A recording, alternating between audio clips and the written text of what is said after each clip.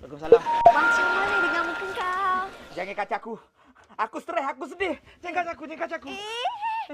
Aku tak sedih. Kau kenapa ni? Ah. Mas ni aku tengok muka kau. Oh, Dah baik belum? Sebelum aku tunjuk muka aku kamu, aku nak tanya. Kalau misalnya muka aku tak molek, aku samamu boleh? Kau janganlah buat aku suspend. Aku takut. Terima kasih, Mila. Terima kasih buat muka aku gini. Mu tengok dah. 1, 2, 3. Handsome. Handsome. Comel. I like. Terima kasih, Mila. Aku itu aku tak percaya kau produk tu. Tapi berapa aku pakai tiap-tiap malam aku comor. Aku belai bangun pagi aku comor. Nah. Seperti sedia kala.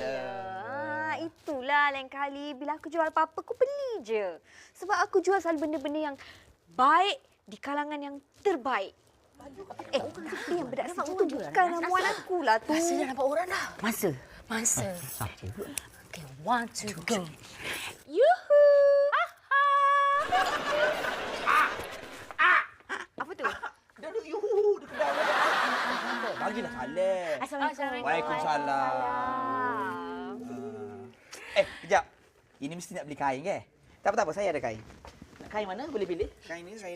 Minta maaf, kita tak nak beli kain. No, Din. Sebenarnya kita orang ni cantik tak? Budak sejuk gebu. Tengok I gebu kan? Gebu. Gebu tak? Gebu. I pakai bedak ni lah. So I nak jual bedak kat korang. You pakai bedak ni? Bedak ni you pakai kat muka ke kat rambut?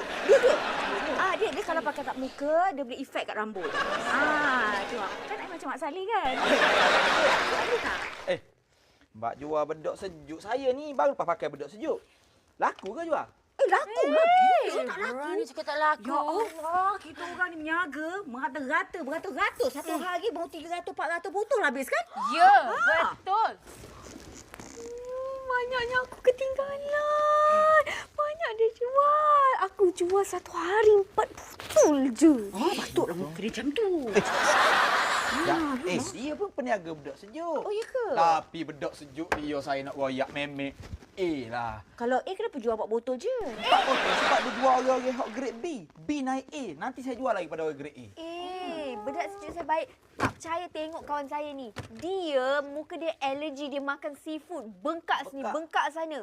Saya punya bekok itu lebih kurang lapu ni. Bekok dia itu. Sekarang dah okey dah. Macam ni okey? Okey sangat. Tak apalah. Ingat kita orang ni nak sangat ke jual bedak sejuk dekat korang? Tak apalah. Bye. Pelik aku. Lengit macam tu. Aku tadi pelik dah aku tengok. Aku ingat ke bulan Disember biasanya Santa Claus. Saya pakai lagu ni.